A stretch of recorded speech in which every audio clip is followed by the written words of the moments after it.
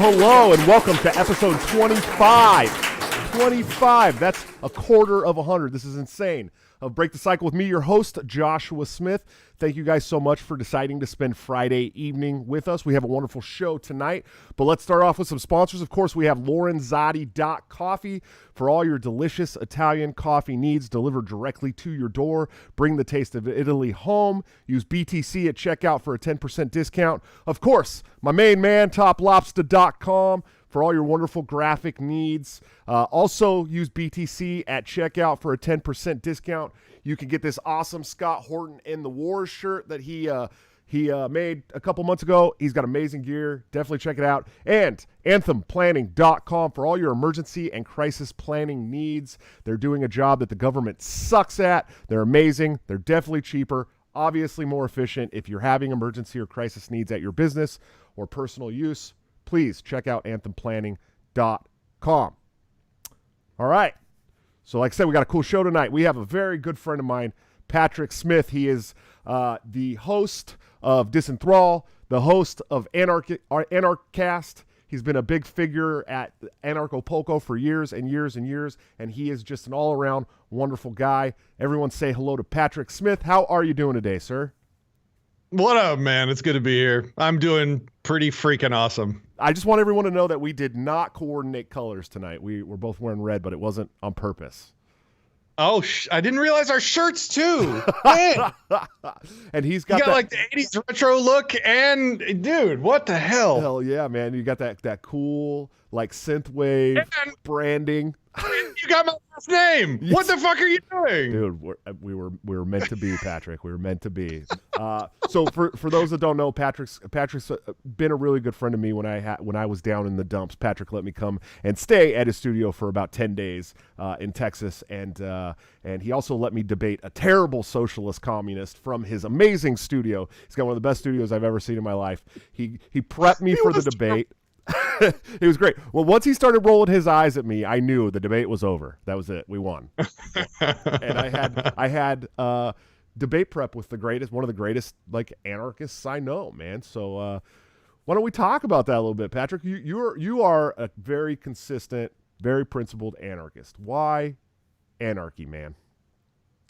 Why anarchy? Because it's the only consistent, non-arbitrary, moral way to live. It's live and let live. It's anything else is a contradiction, and contradictions do not exist in reality, only in people's minds. Sure. How about that? How's that for an answer? That was a good answer, dude. It's true. You know, I like to fancy myself an anarchist. I know some of you guys would probably disagree because I work with the Libertarian Party, as you like to call it. But I, you know, deep down inside, I promise you, there's a principled anarchist in there somewhere. I promise. I wouldn't say you're not an anarchist just because you sully yourself with the party. I mean, I sully myself with the party myself. You know, I ran for not governor, 3 years ago? I might do it again here in a year. We'll see how it goes. Are you thinking about doing it, man? Again? That'd be great.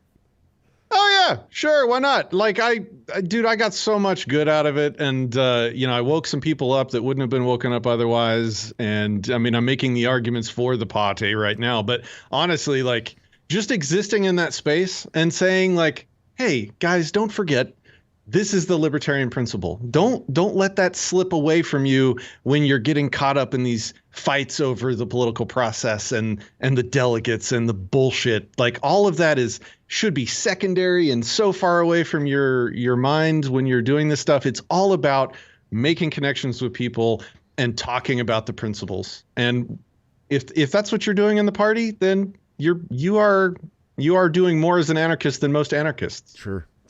Yeah. And actually heard this from Larry Sharp, if you can believe it, but he said that anarchists should be our North Star in the Libertarian Party, and I totally agree. I think that's exactly what it is. I mean, we're all heading in the same direction. We all want to either roll back the size and scope of an intrusive government, or we want to completely abolish it and get rid of it completely. And so, why wouldn't we use that guiding light and take the trip together, right?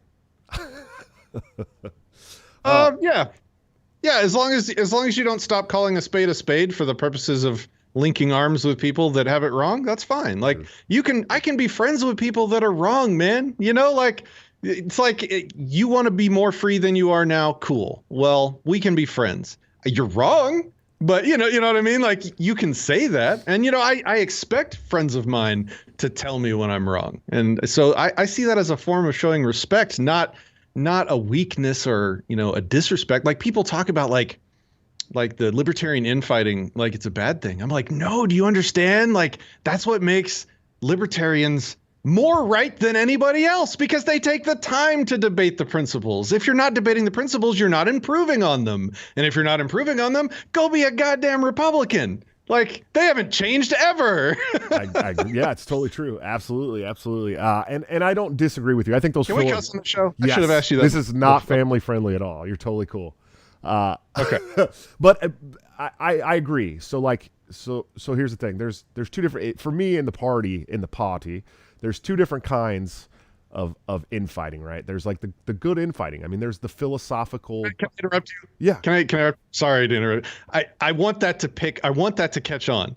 Calling it the party. The party. Because I think a libertarian should have a healthy disrespect for political processes. Like it should be a constant thing in the back of your mind that like this political garbage, we're just doing that to reach more people. That should be the mindset. And calling it the party is what it's just a constant reminder of, yeah, I know I hang out here, but only because I'm trying to, wake more people up. Sure. That's anyway, I hope it catches on. Sorry. I say it a lot, but I also say it when I say society. I don't know if you've noticed that, but I do it with society too. Yeah. Because I think it's great. I think we should be using that. But there's two distinct kind of infightings in the libertarian movement as a whole, and definitely the Libertarian Party. There's the philosophical debate. That's a good thing. We should have that. It's healthy. It helps us grow our philosophy. It helps us grow in our own principles. And then there's shitheads who go after your family and all kinds of different shit. Those people, fuck them. They can leave. I don't care about them. But let's talk about some philosophy. Who are the people that shaped your beliefs? How did you come to this like really, staunch anarchist place? What does staunch mean? I don't know. It means you're my goal isn't to be staunch. My goal is to be consistent. That's all. Well, that's the same. It's almost the same thing. Staunch means unwilling to change your position. You know what I mean? Isn't that what I've changed my positions all the time, like to get where I am, like hundreds of times. Right. So anyway, I don't know. See, this is you invite a philosopher on your show and we're going to get pedantic. I can't help it. It's who I am. It's who I am. Wow. Okay. So originally it would have been the framers of the Constitution, the founding fathers. That's another one I say like that, by the way. It works. The founding fathers of the country, because they were, in many ways, I was coming from a Republican side. They were in many ways philosopher kings, just to sort of turn that phrase, right? They were well educated enough in political philosophy and in moral philosophy to at least make a major leap forward in governance technology. I think of government as a technology that's improving over time. And by improving, I mean dying. So they attempted to send it off in a new and much more limited direction than it had ever been before. And so when I went looking for the source, the magic source of the government power, of the authority of the police, right? When I went looking for that source, I naturally went straight to the Constitution. I went straight to the Articles of the Articles of Confederation. Thank you. And then I learned the source material that the founding fathers read from, which got me straight into the Stoics and going all the way back to Aristotle. Sure. And the people that influenced them. And, of course, along the way, I realized, there is actually no magic source of authority. It's all garbage. And so I guess my first influence would have been the founding fathers. My second influence would have been some anarchists like Judge Andrew Napolitano, who is he would not call himself an anarchist terribly loudly publicly, but he'll say that he is the most Rothbardian guy in the room, which is kind of saying the same thing while getting to keep getting asked to come on Fox News for interviews, which makes sense. Sure. He was a big early influence. Molyneux, old school Molyneux, I have to clarify, was a big influence. He's got a lot of great content 7 years ago and backwards. Yeah. So nice. Those are some of my main influences early on. Nice. Well, and I also I noticed in your studio you have a nice picture of Lysander Spooner. So I'd have to imagine that at some point your views of the Constitution did change over time. It was a very specific moment that I will never, ever forget. I was on a plane flying for business. I was CTO of a company in the power sports space at the time, and I was flying to some dealership group that we were trying to get in business with us. And I was on the plane. I had my Kindle out, and I was just kicked back, just sort of enjoying my trip. And I just started reading Spooner, and he utterly and completely destroys any foundations of the validity of the authority of the Constitution. And I remember there was one point, when I hit the line, the Constitution, be it one thing or another, it has either enabled a government such as we have had, or it has been powerless to prevent it. And it was just, I remember it was like an out of body moment in the plane flying through the sky at 30,000 feet or whatever. Like my mouth just dropped open and I sat up and I just realized, like, I have a piece of knowledge and perspective on the world that almost no one in this aluminum tube has. And holy shit, everyone needs to realize this. And yeah, that was a big moment. I'll never forget it. I can only imagine. Lysander Spooner was definitely one of those ones for me where it was like, holy shit, everything I know is wrong. Yeah. If you want the audiobook, I did the whole audiobook on my channel. Oh, so did you? It's all there. If you want. I'll have to check it out. I know you've been doing a lot. What other audiobooks? You've done a few of them, right? Ooh, like 7 now. I did Jeff Berwick's recent book, The Controlled Demolition of the American Empire. That just hit Audible. I've done Unschool Yourself First by Mark Beaumont, an unschooling book.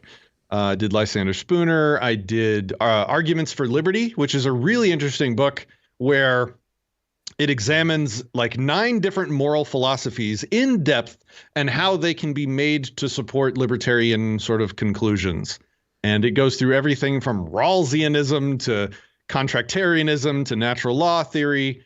And each one is by a different author. And I did that audiobook. It was really informative. If anybody wants to like get their toes wet in philosophy and moral philosophy in general, that's probably a cool place to start, especially if you're libertarian minded. Some of them are pretty twisted.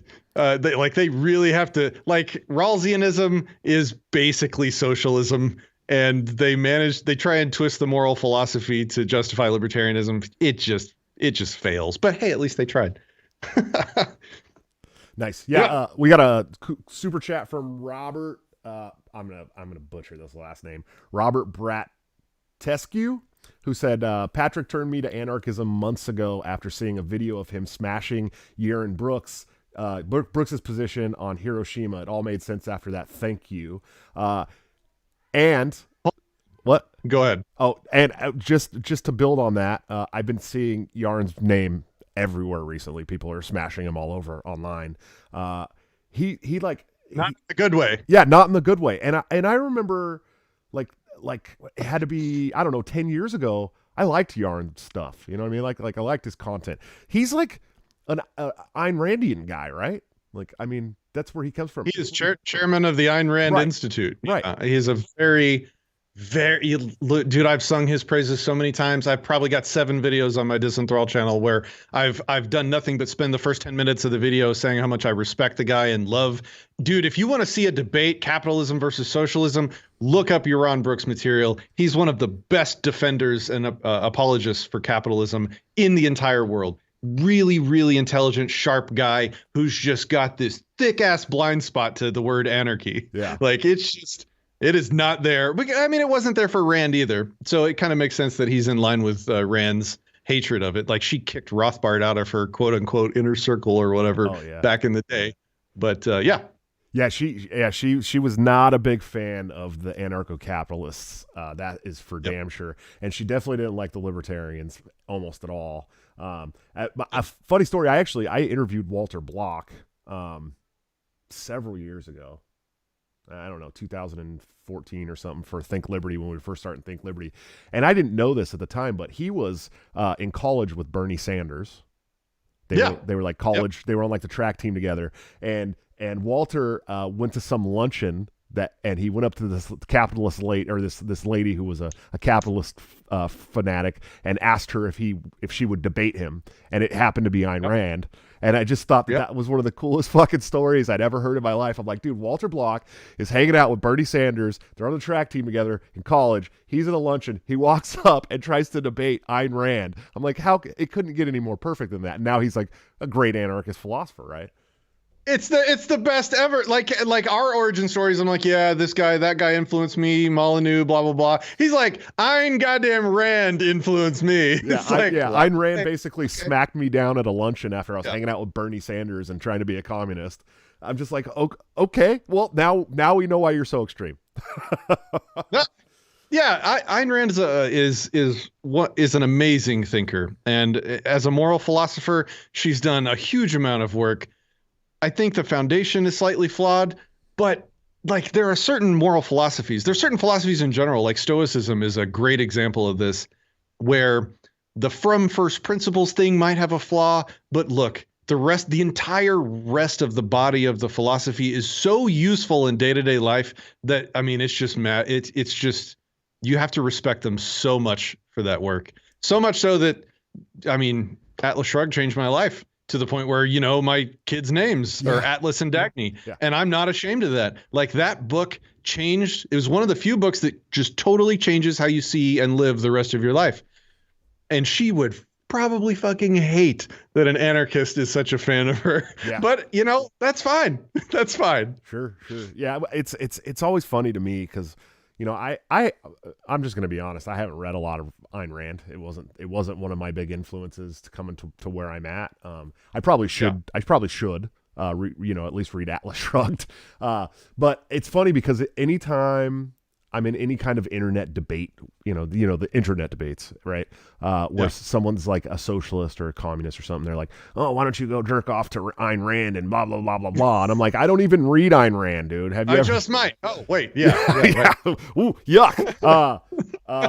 Quest Fanning, thank you for the super chat. He says, does Patrick... Smoky Vixen. Yeah. He says, does Patrick have a Twitter handle? He does. It's @NotGovernor. There you go. Yeah. There you go. Because he ran for not governor, and that was 2018, right? Yeah, because I saw your speech at the Texas State Convention, man, and that was the first I had ever heard of you, and I was extremely impressed. The speech was amazing. I mean, I was like telling people to vote for you, so I didn't even know who I was you were. telling people not to. Yeah, so. I know you were. I heard it. I was like, just imagine this guy in a debate with the Texas governor. This is going to be amazing. We need to do this. This needs to happen. But nobody listens to me. I tried. I was too libertarian for the Libertarian Party. Yeah, it's definitely the Texas Party. If you were in like New Hampshire or like Connecticut or the new Nevada State Party, I don't know if you've heard this. Nevada. No, I haven't. So Nevada is known as the worst state affiliate for libertarian parties for years because somehow the Libertarian Party there was overtaken by basically like super woke kind of leftist libertarians, right? And years ago. And this is a place where Ron Paul did some of his best work as far as elections go.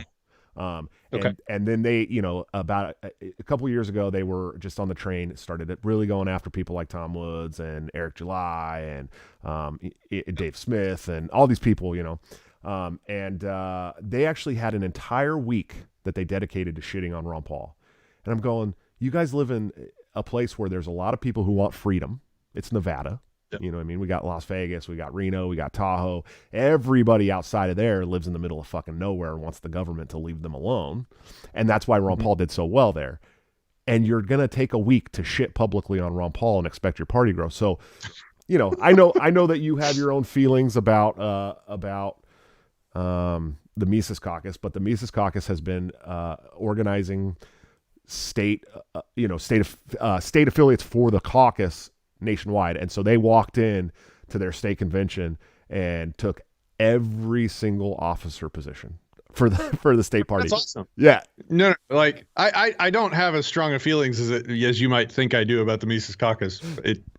Sure. I had an encounter with them when I was seeking their nomination, and I know that there was some politics going on in their group that prevented that from happening. So, you know, it confirms the realization that, look, a lot of it's just politics. That's how politics is played. And even the people that claim to sort of be principle before politics, well, they probably still play some politics too, you know? See, I swear that we endorsed you. I thought the national Mises Caucus, I thought we endorsed you because I remember like pushing for your endorsement. Like I'm almost positive while I was in Texas, and I thought we did, but maybe I'm not butthurt by it. Believe me, I'm not. I don't have hard feelings. I am. Okay. It's all good, man. It's all good. Yeah, man. Like next time though, the Mises Caucus is gonna have to seek my endorsement. That's all I'm saying. Oh Jesus, yeah. Why they better, dude. You know what I mean? I'm just playing. I was gonna ask you. So you do a lot. You have done a lot of the candles in the dark stuff with Larkin Rose, and you were nice enough to host and moderate a debate between myself and Larkin Rose a couple weeks ago, and I think good things about Larkin Rose. I really like him. You know, we disagree on a few little things, but for the most part, we agree on a lot. But you're really big on how we move society into a direction that is more libertarian. Yes, you're doing it too. Yeah, by the way, it works. I'm taxing that. Yeah, that's good. It works. You know, it's the royal decree, society, and the social contract. And so I don't do a good British voice or accent. I know, I get it. But what do you think? I mean, how do we start taking this just shithole of a society into a direction that is more libertarian and more free, man? I mean, is it, you know, I know you're not a huge fan of party politics, but what do we do? How do we start moving that way? I think we begin with ourselves, man. Like no one's going to want to follow you if you don't have your shit together. If you're a raving lunatic, if you're an asshole, if you are just a generally broken person that isn't going anywhere in life. Like if we as individuals get our shit together, become like hyper, like own a business, be a productive person, have a trade that you're really good at, have a skill, make some money, be successful, create something in life, and be a good person, live by your principles that you espouse. That will make people more interested in the other things that you believe. And that will make people want to know, hey, what makes this guy tick? And that's your opportunity to say, hey, it's the live and let live. It's the non-aggression principle. It's like, I want you to live your life and be as happy and successful and to do whatever you want to do with your life. And I demand and I expect that you return the same respect to me. It's about us first as individuals. You're not changing the world until you clean your own room, says Jordan Peterson. Oh, but no, do I need to pull out my Jordan Peterson book? I got one back here. You have it? Oh, nice. Oh yeah. Yeah. No, it's like clean the room inside here first. Nice. Yeah. And then I actually have not read that yet. I need to. You should. Yeah, like work on yourself first. Be a good person on your own. Be happy, be fulfilled, be successful, be productive on your own first. And the world will want to follow you. That's step one. I agree. And I'm living that right now. Like when I set out on this mission in 2017 to become the chair of the Libertarian Party, I never actually thought anybody was going to take me seriously. You know, I did it as a challenge to Nick Sarwark because I thought he was a shithead and he was fucking up the name liberty in this country, right? And so hold on, I have a meme for this. I have a meme for this. Hopefully the audio will play. Uh-oh. Hold on. Hold on.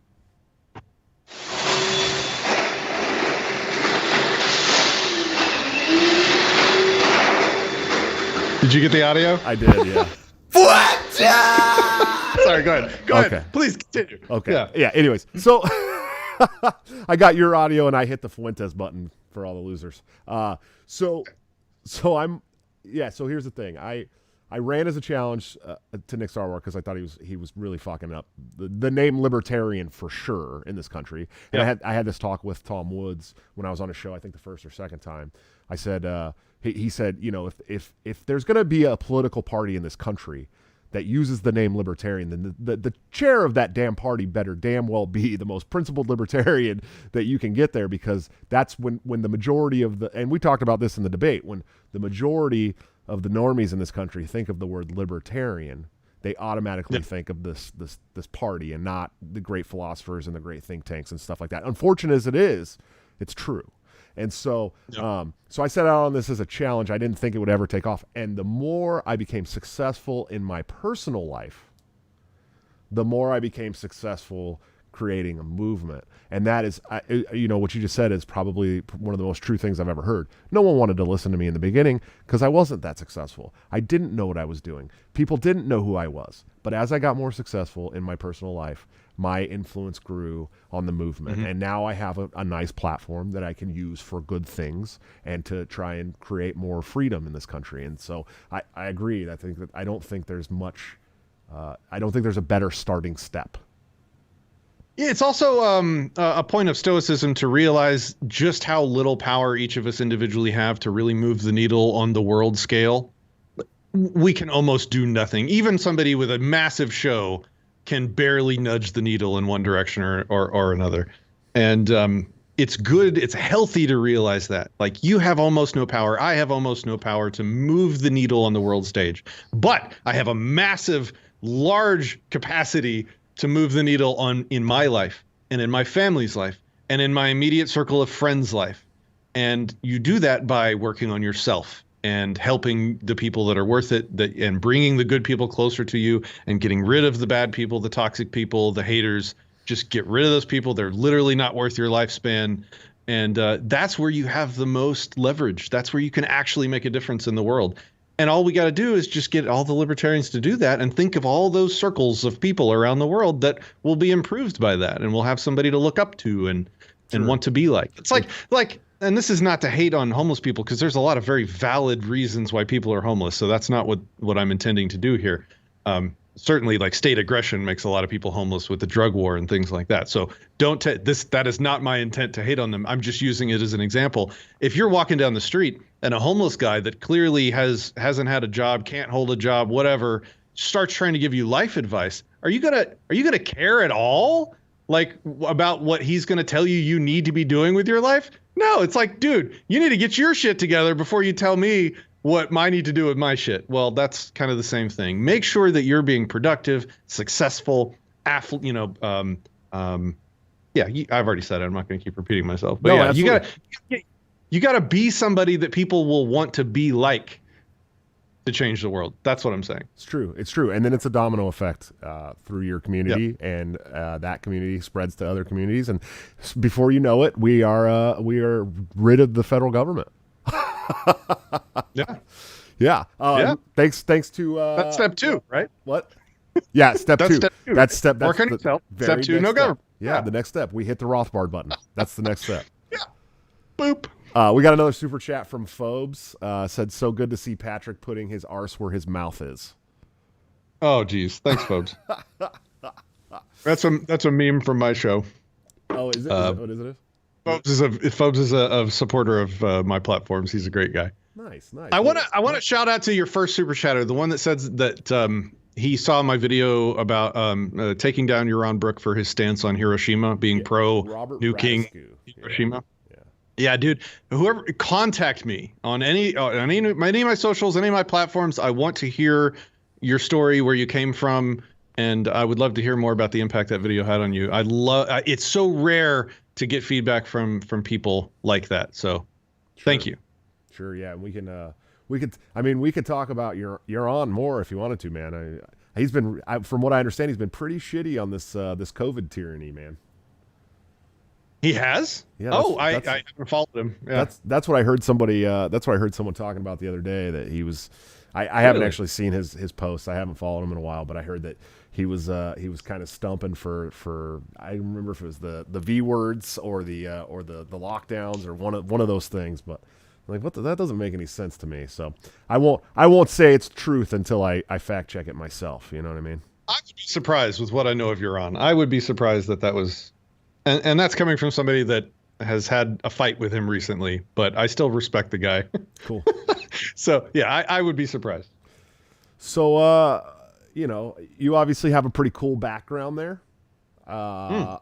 Lockdowns are economic terrorism, and I agree fully. Why are they economic terrorism? This is going to be good. Well, what is terrorism? Terrorism is, using force and coercion, threats of violence, and violence to affect political change. Sure. What has the government done with using COVID as an excuse? Well, they've used coercion, threats of violence, and actual violence when necessary to control literally every business owner's private property in the entire country to one degree or another, depending on the state and city and whatever laws. It hasn't mostly been national, but the national just gives the recommendations, and all the states goose step in line behind them. And then the hospitals do the same. I mean, that's what I mean.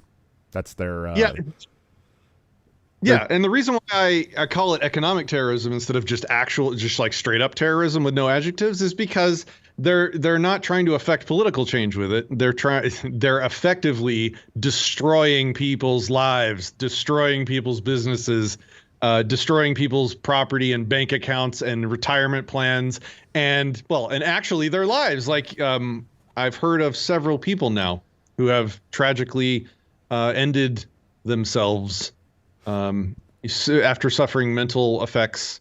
I'm trying not to say certain words because I know that you're still on YouTube or whatever, but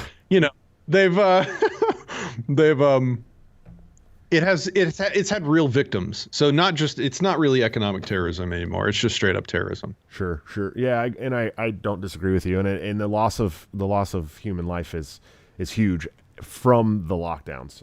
And I had this week I had Drew Cook from the Clean Libertarian podcast, who runs an entire podcast about recovery and libertarianism. Right, he's a recovering drug addict, and it's actually affected drug addicts' recoveries because you can't have these meetings, you can't and so he gave me the exact number, but it was very high overdose death rate compared to the last couple years because of these lockdowns. And that blew my mind.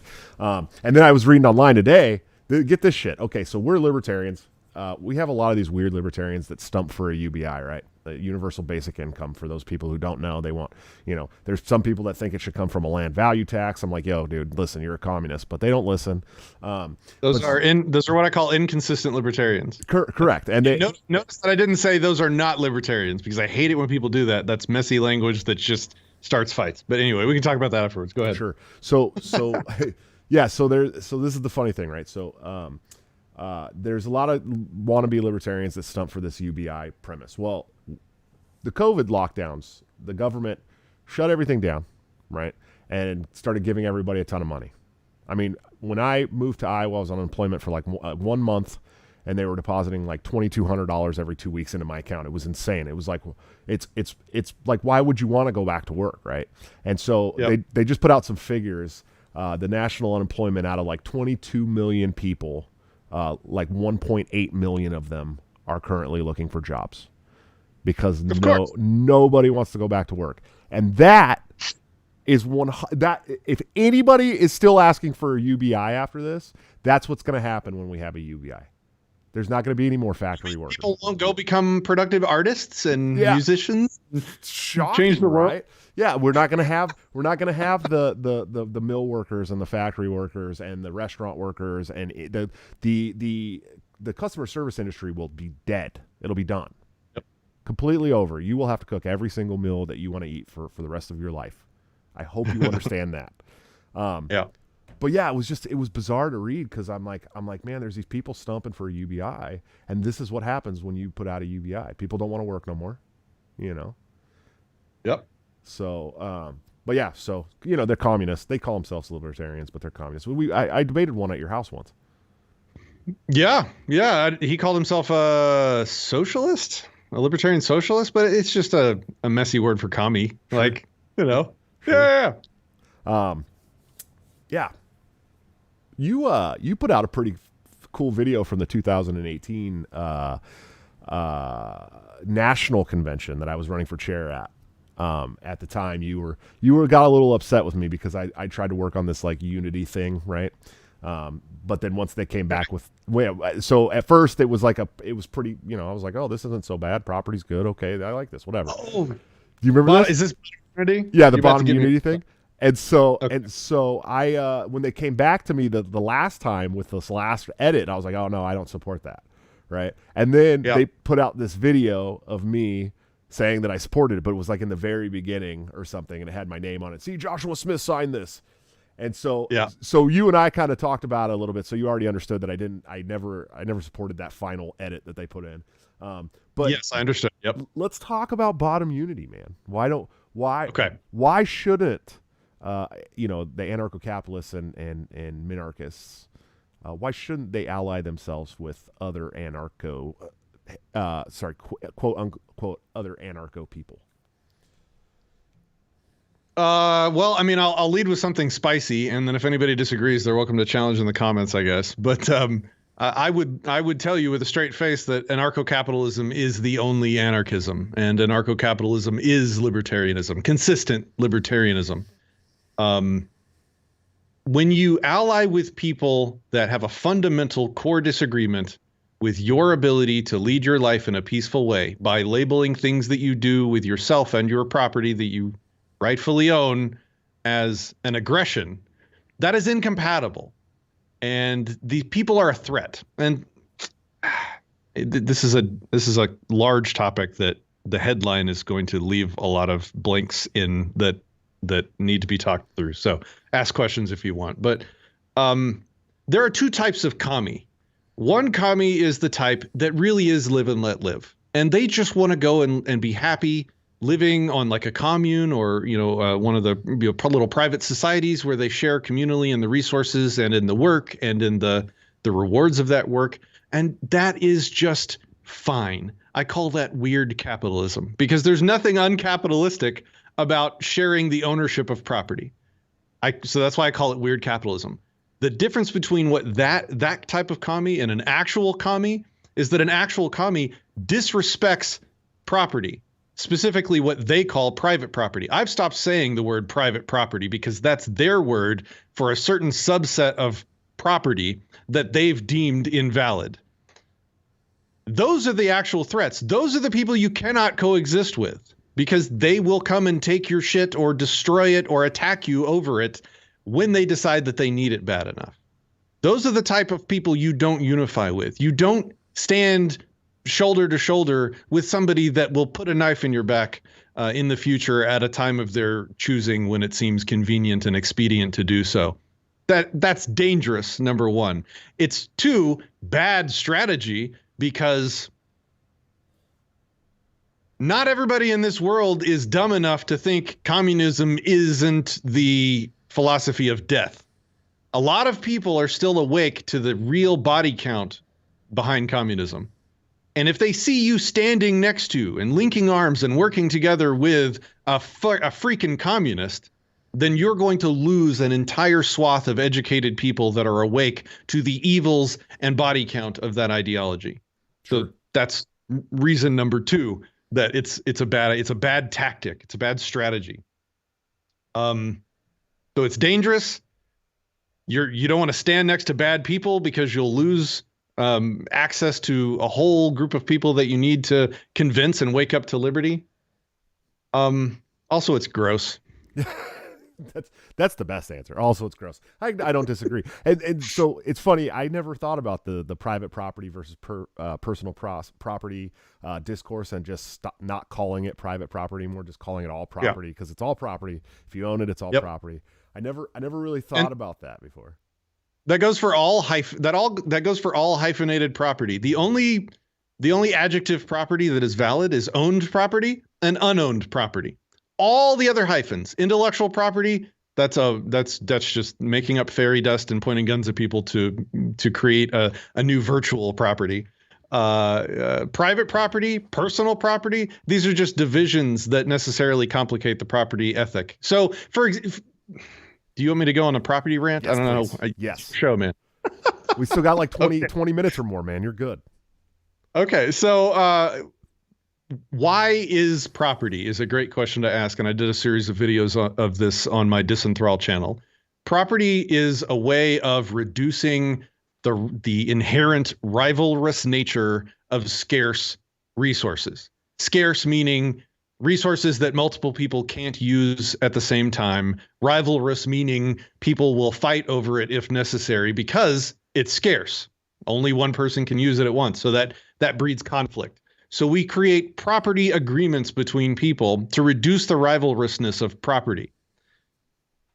The whole reason why property exists is to reduce that conflict, to reduce that rivalrousness over scarce resources.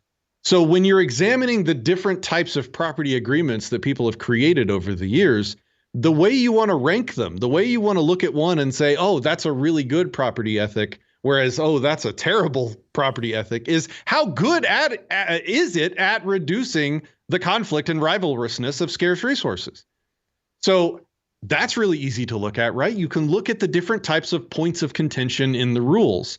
The more ways in which the rules are messy, subjective, or just like the more little nitpicky rules lawyery ways that somebody could take advantage of the rule set, the more rivalrousness that property ethic or that property rule set is going to be in comparison to another. So when you look at all the different ones available, you have the current statist one that we have now, which is obviously the worst. Property is pretty much whatever they say it is. They can take it if they want, which kind of makes it theirs too. All like they have a claim to all property ever. They make up new types of property in the form of patents and copyrights and trademark and trade secret. And then there's also this sort of personal property, which they also personal property, the body property that they claim ownership over as well. Like if you don't behave how they want you to behave, they will take this body property and throw it in a cage or kill it if you resist hard enough.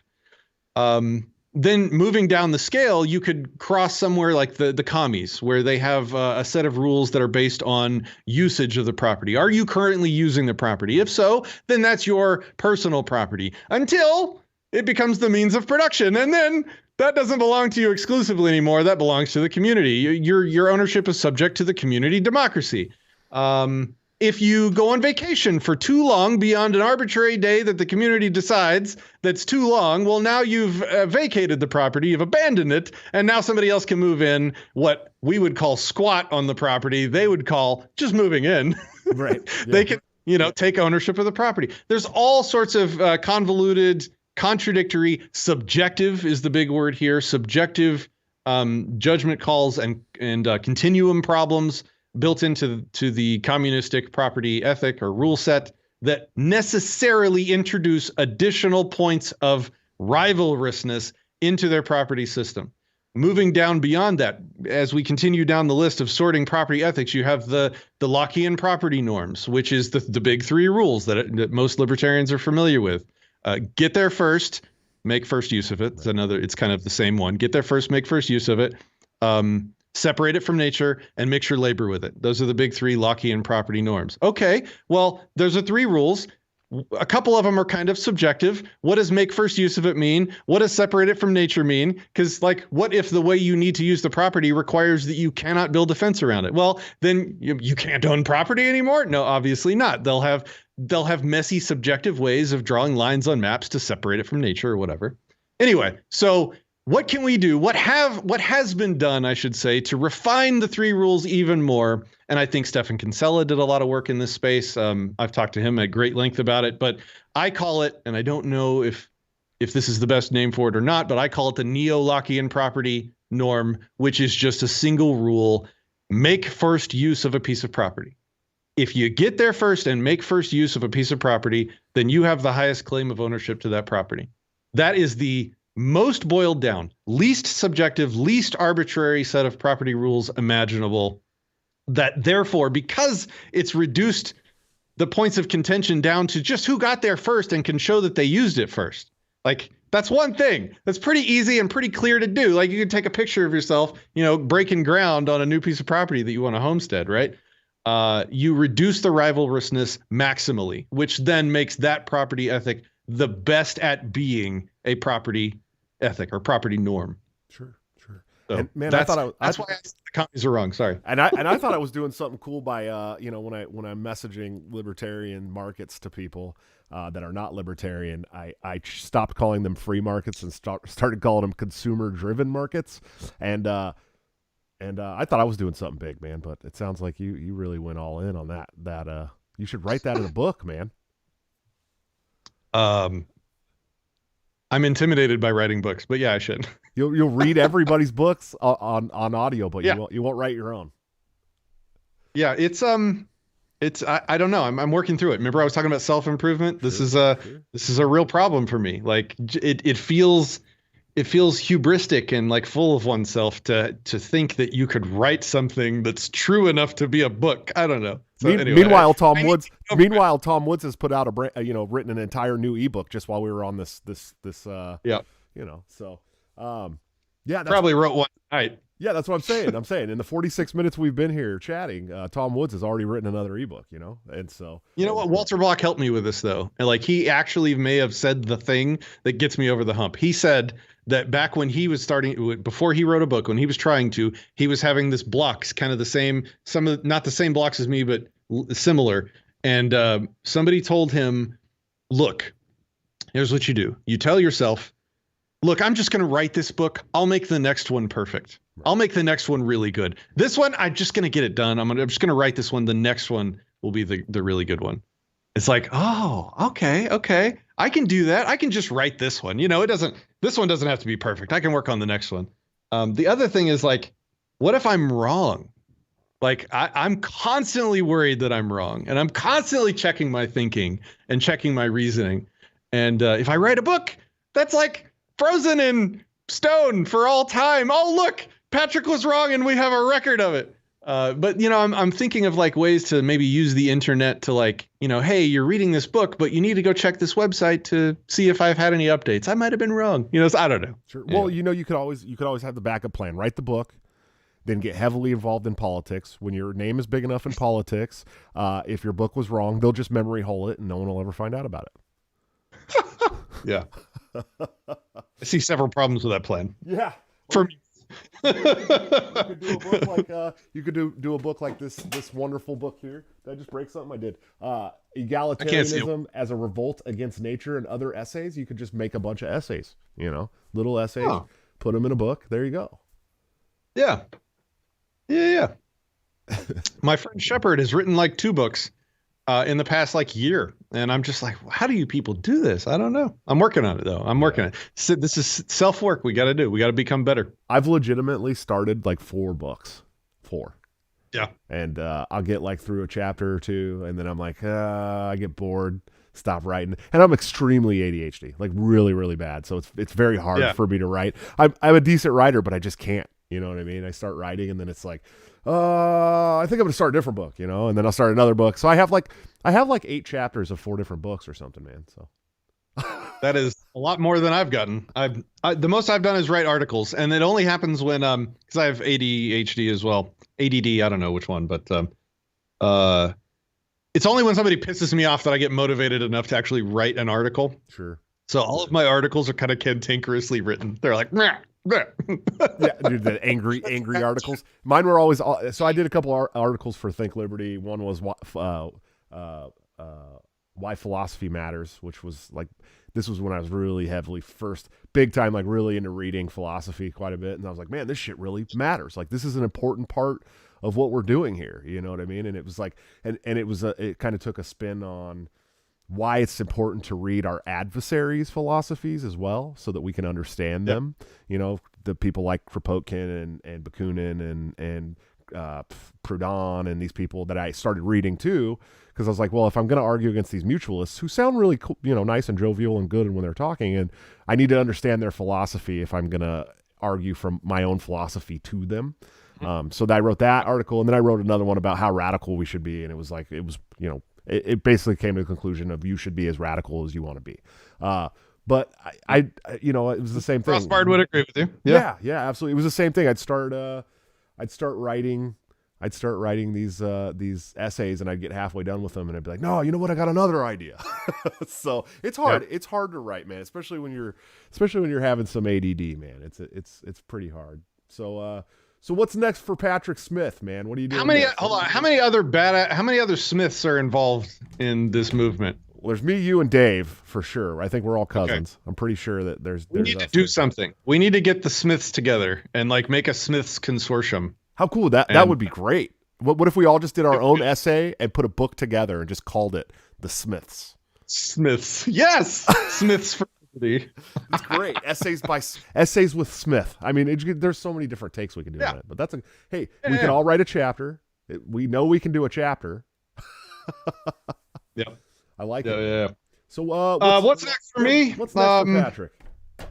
I'm at a place in my life right now. I've taken the last like 3 years off from entrepreneurship to really focus on activism. And I've tried all the types of activism under the sun. I've tried street activism, you know, the homeless stuff that I've done. I've tried, I still do that. It's amazing. I've tried political activism. I've tried media creation type activism. I have fun with a lot of it. It's shown me like a lot of the different, I think I have a perspective that not many people have, just because I've done everything and not just dabbled in everything. I've tried every form and method of activism to change the world or improve things known to man.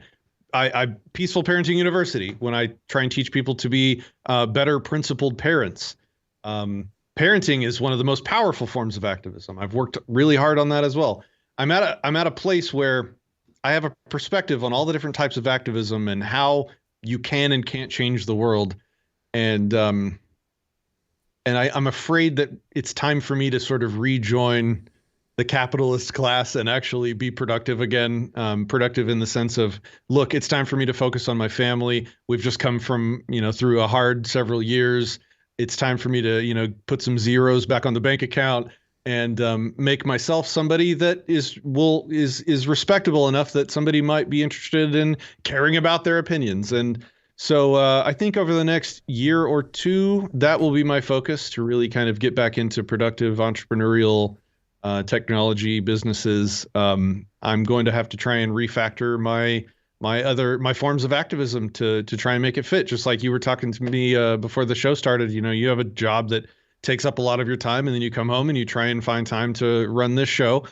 Dude, I feel that. I feel that big time. So as soon as when I get into a business, it takes over my entire brain and my entire life, and all of my motivations and thoughts and energies go towards competing in the market, towards destroying my rivals and my competitors, and being as successful as I possibly can. So I don't know what that's going to mean for the channels and for the different kinds of activism, but I definitely am going to attempt to do what you're doing and find a way to keep them going. Sure, man. Yeah, but that's what's next. Well, and that was an important thing for me, man. I spent 4 years traveling. I was all over this damn country. I went to 40 states. I spoke behind Ron Paul. I got to do all this great shit. And then I, in 1 year, built this giant family. And it was like, I don't have time. I don't have time to do that shit anymore. I got 8 dependents, man. So this show was my way of being able to continue my activism and continue my work from my basement, dude. You know what I mean?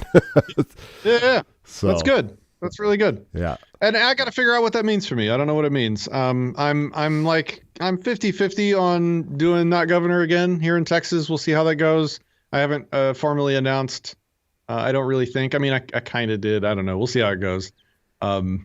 It's the political activism and this is a perspective that I can give you from having tried all the different types of activism of known to man.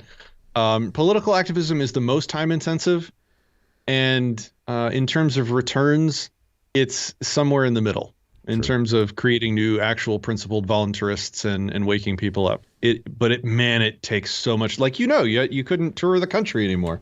Right. So I don't know if that's a good fit for me right now. We'll see. Yeah, absolutely, man.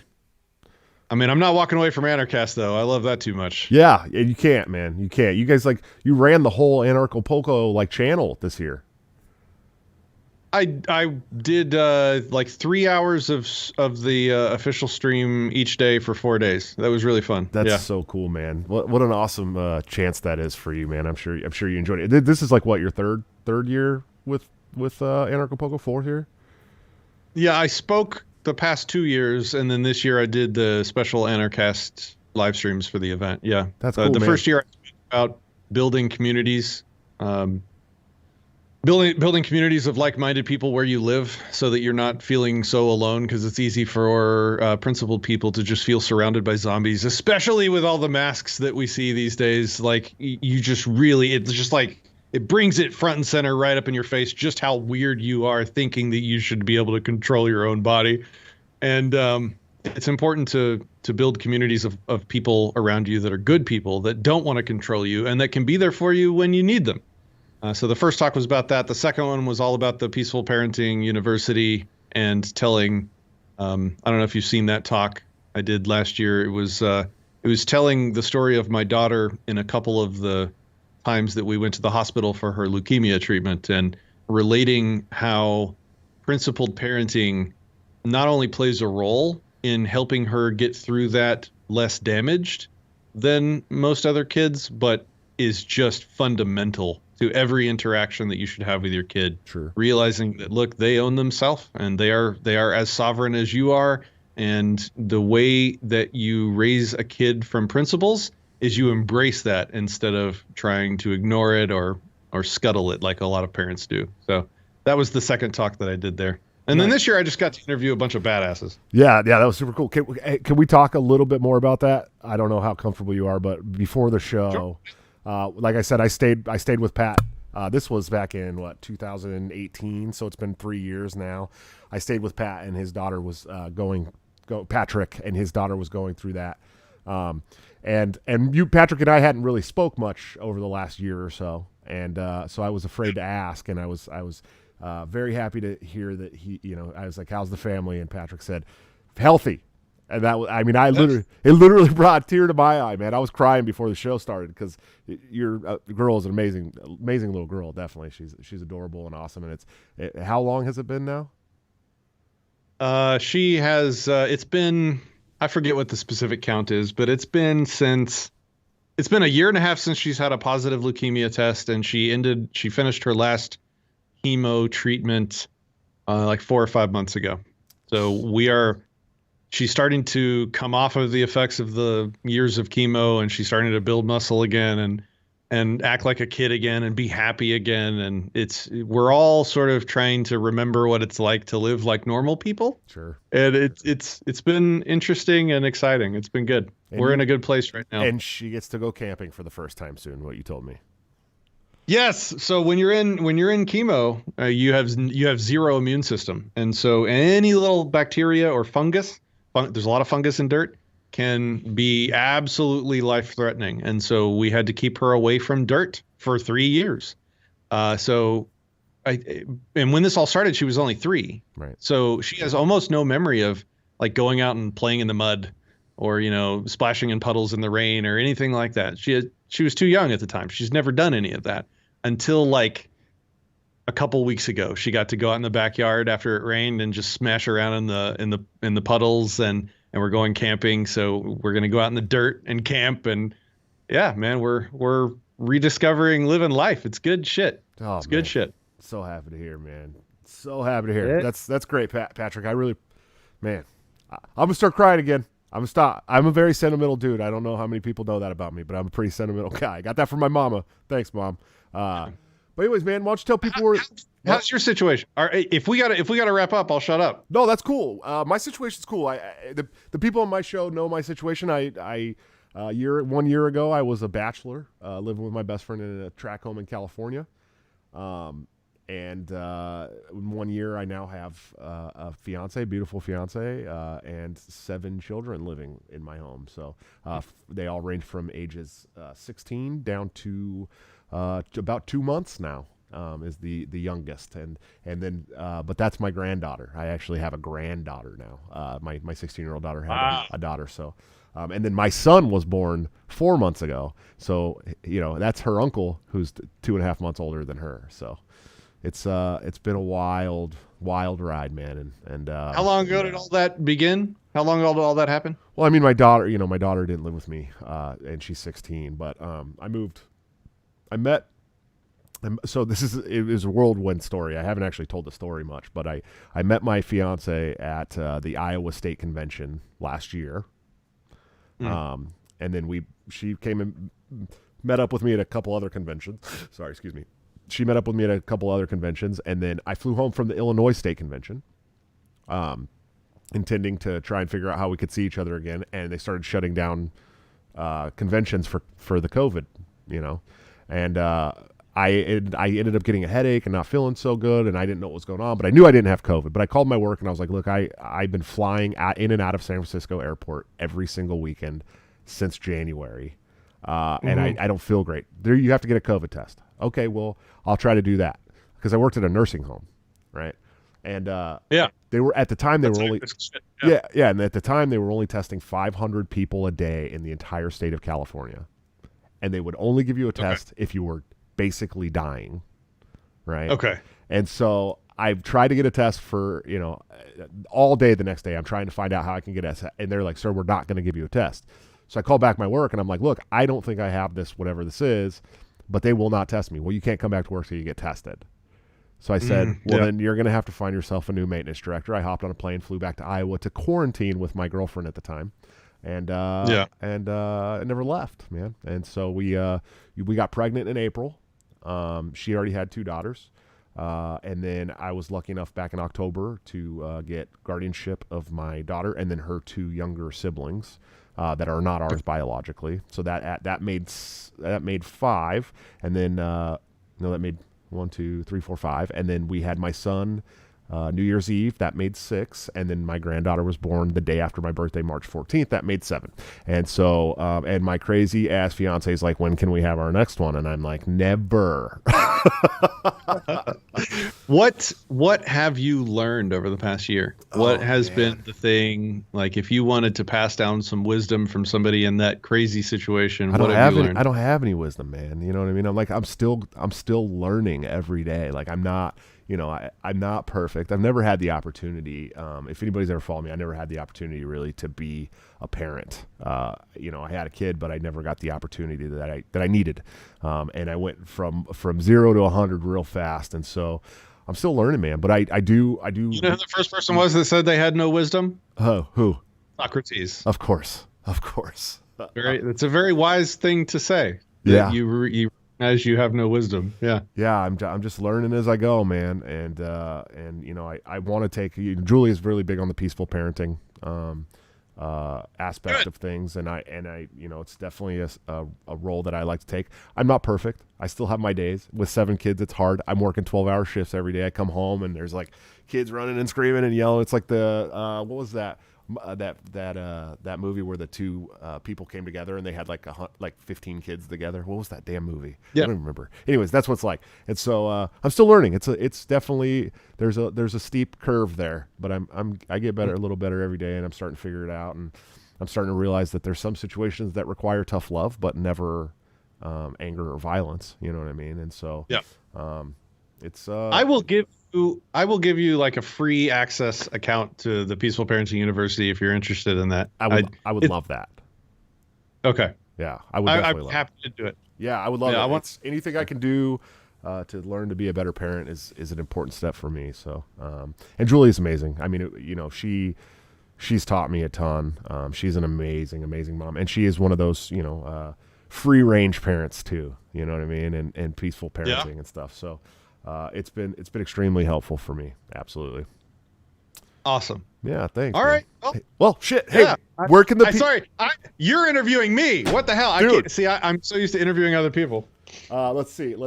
We got a couple more super chats. Quest Fanning, thank you for the super chat. Quest Fanning, 2 super chats. He said, "We're done with the national gaslighting. The principles of liberty are inherent to our American hearts. We're gonna win the future." God, I hope so, sir. What do you think? We're gonna win the future, Patrick? I think it is inevitable. Yeah. It might not soon, but I think it's inevitable. If you zoom out far enough, if you zoom out to the 3,000 to 5,000 year zoom level, then you see a trend line straight towards liberty. Sure. I agree. Well, man, I really appreciate you coming on, Patrick. I'm a huge fan of yours, and I'm very, very proud to call you friend. Where can all these people find you, and where should they be looking? Well, I have 2 shows. One where we interview a bunch of anarchists doing a bunch of different anarchist things all over the map, all different types of activists. That's Anarchist. And then we also have Disenthrall, which if you're a philosophy nerd, if you want to work on yourself, if you want to improve yourself, if you want to learn about moral philosophy and all of that kind of fun stuff, then that is Disenthrall is the name of that show. And you can find links to both of those shows at disenthrall.me/platforms. That's the best place to find links to everything. Sure. And of course, you can always follow him on Twitter at NotGovernor because he is the man. Again, man, I really appreciate you coming on the show, and I can't wait to see you again, sir. Sure, man. Look forward to it. Take it easy.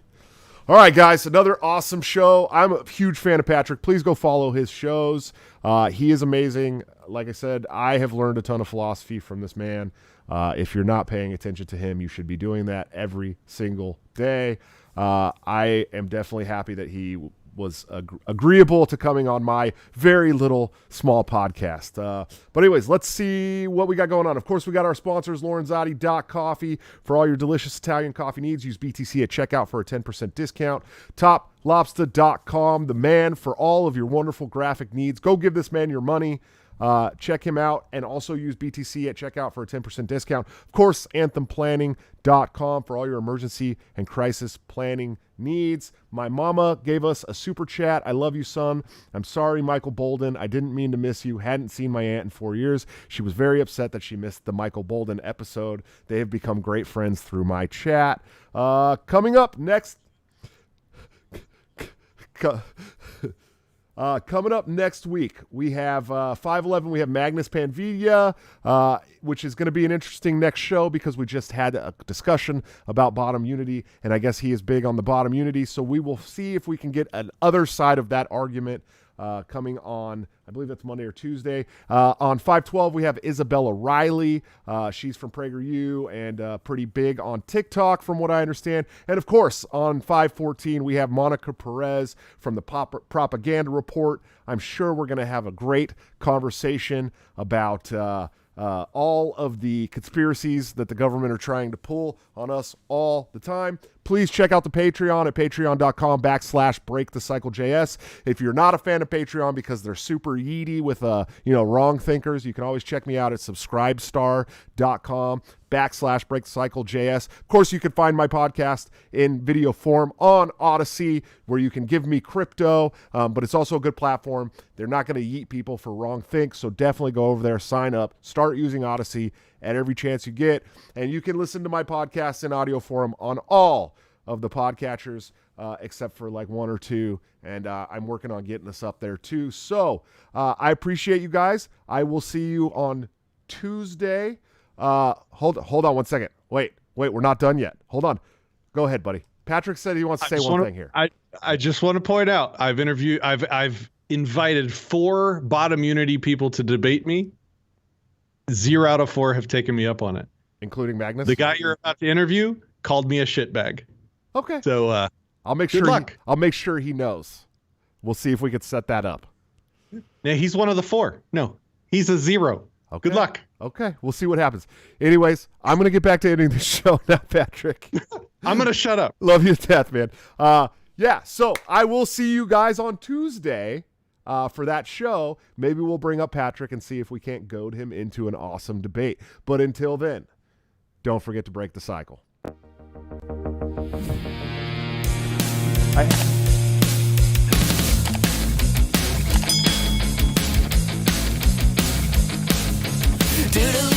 conclusions I just have to explain.